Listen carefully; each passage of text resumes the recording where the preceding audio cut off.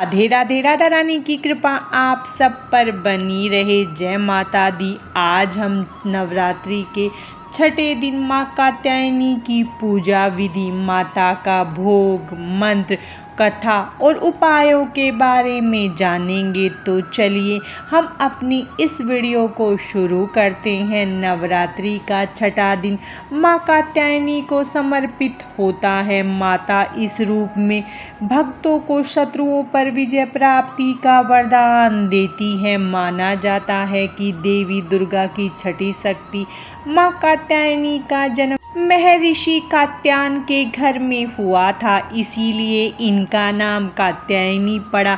शीघ्र विवाह, वैवाहिक जीवन में खुशहाली और दुश्मनों पर विजय पाने के लिए माँ कात्यायनी की पूजा चूक मानी जाती है। माँ कात्यायनी पूरे ब्रजमंडल की अधिष्ठात्री देवी है। इनके आशीर्वाद से भक्त को मनचाहा जीवन साथी मिलता है। माँ कात्यायनी का स्वरूप कैसा है? माँ कात्यायनी के स्वरूप की बात करें तो वह काफी चमकीला और तेजमय है।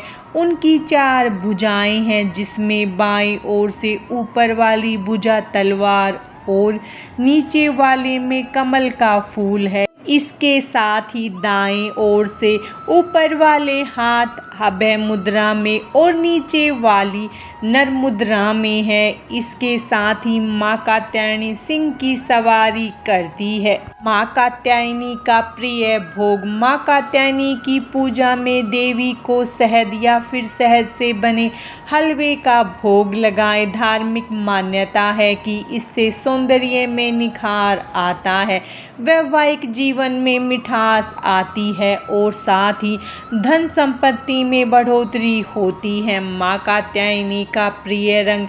माँ दुर्गा के छठे स्वरूप माँ कात्यायनी का प्रिय रंग लाल है। यह रंग साहस और शक्ति का प्रतिनिधित्व करता है। इस दिन लाल रंग धारण करना बेहद शुभ माना जाता है। माँ कात्यायनी का प्रिय पुष्प। माँ कात्यायनी को लाल रंग प्रिय है।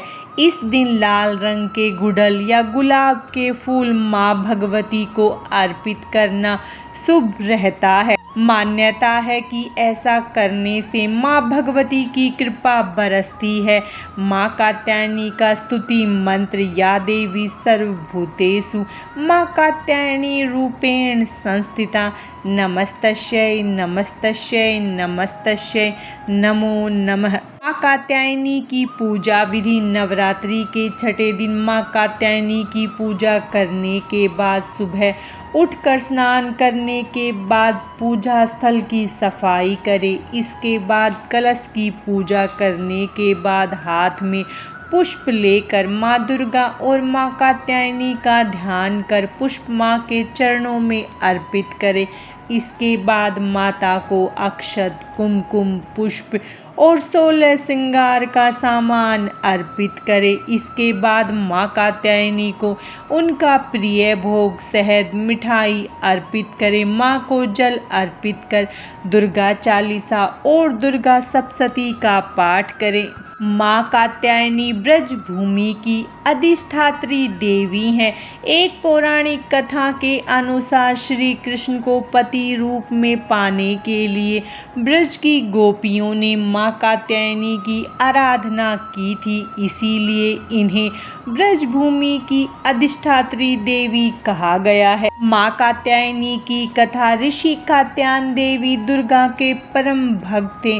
उन्होंने कई वर्षों तक माँ दुर्गा की कठोर तपस्या की। उनकी तपस्या से प्रसन्न होकर माँ दुर्गा ने उन्हें दर्शन दिए। ऋषि कात्यायन ने वर मांगा कि वे ऋषि कात्यायन की पुत्री के रूप में जन्म ले। पुराणों में माँ को अजन्मा कहा गया है, लेकिन माँ ने ऋषि कात्यायन की तपस्या से प्रसन्न होकर उनकी इस मनोकामना को पूर्ण करने का वर दिया और ऋषि के घर में उनकी पुत्री के रूप में जन्म लिया। हिंदू शास्त्रों में नियम है कि विवाह के पूर्व पुत्री पिता के गोत्र से जानी जाती है और विवाह के बाद उसके पति के गोत्र से जानी जाती है। माँ कात्यायनी ने ऋषि कात्यायन की मनोकामना पूर्ण की और वे संपूर्ण जीवन अपने पिता के गोत्र से ही जानी गई।